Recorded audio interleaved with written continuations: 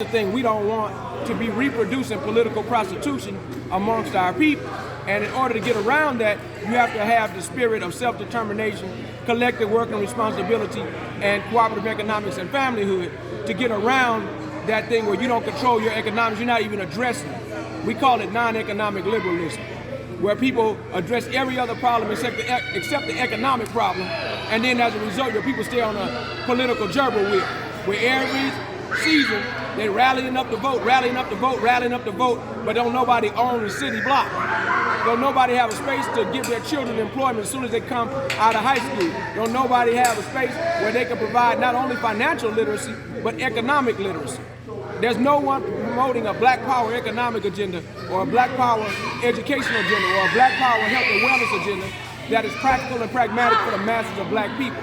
And when you don't have that, and the Koreans do, when you don't have that, and the Germans do, when you don't have that, and the Iranians and the Arabians and the Parsis and the Persians do, and all the other groups of people have race first economic agendas, race first educational agendas, and race first health and wellness agendas, every other group has it, and then you don't. Wow. Then that creates a situation where political prostitution becomes inevitable. Wow. Okay?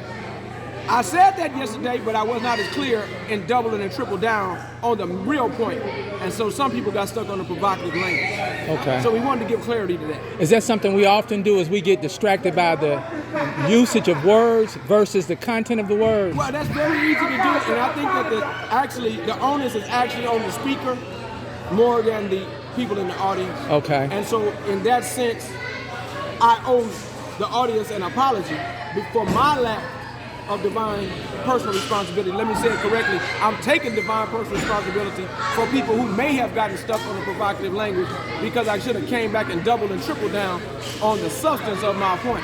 Wow. The substance of my point was not prostitutes and hoes. The substance of my point was the need for economic community control and economic political control. We should control the economics of our politics. We should have economic community control so that we don't make political prostitution inevitable for the masses of our people. Wow, powerful. I can't thank you enough for pouring and sharing and clarity. Oh yeah, clarity is very important. Okay. Clarity is very, and you know, every time I give a lecture or a speech, I have 3 signs of success. One of them is to stand, my audience, to be willing to stand naked in their own mirror. The second one is to be willing to see themselves in the light of truth. And the third one is take divine personal responsibility for their situation and their reactions to it. Now, of course, I have to start with me on that, right? If I have to be willing to stand naked in front of my mirror, be willing to see myself in the light of truth, and accept divine personal responsibility for my situation and my reactions to it. In other words, just because